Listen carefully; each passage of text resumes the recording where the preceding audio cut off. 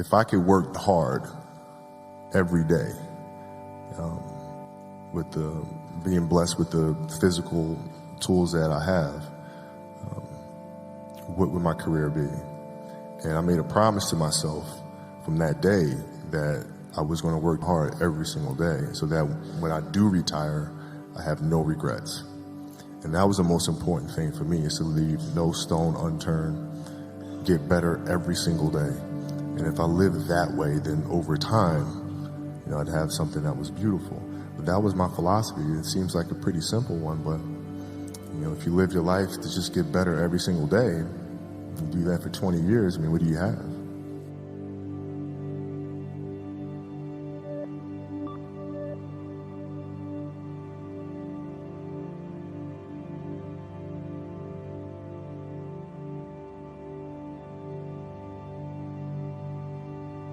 That's the trick, isn't it? It's finding what you love to do.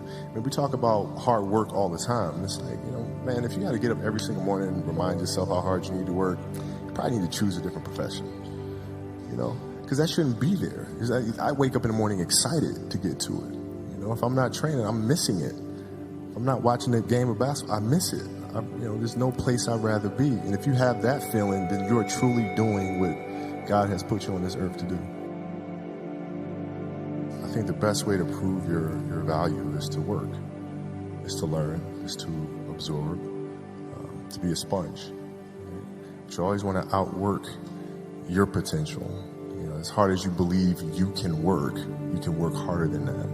And that's what I tried to do when I first came in the league. But basketball is such a direct competition sport that me coming in at 17, I hated when my teammates would say, I get hit with an elbow, right? Shaq would hit me with an elbow in practice. And I always had that extra chip on my shoulder. So every day in practice for me was really trying to annihilate everybody that I was playing against. Because I wanted to prove you don't need to babysit me. I'm fine, And so it's always that competitive nature, the work ethic, and curiosity. Because I asked a lot of questions. Playing with Bryant Scott, I asked him a lot of questions. Eddie Jones, who was great at chasing guards off the screens, and I didn't understand how to do that. I would sit with him before practice, after practice. Magic, James Worthy, Kurt Rambis, Kareem Abdul, all the Laker greats. I would always sit down and just ask them questions about certain games that I studied growing up. What actually happened there? What did you feel there? Why?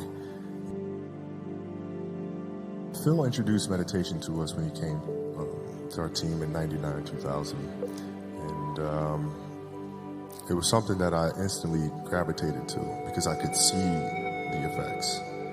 Right? I used to watch, studying the games, the Bulls teams, and watching their demeanor, watching their composure, playing in a tough place like Utah during the finals and being down 17.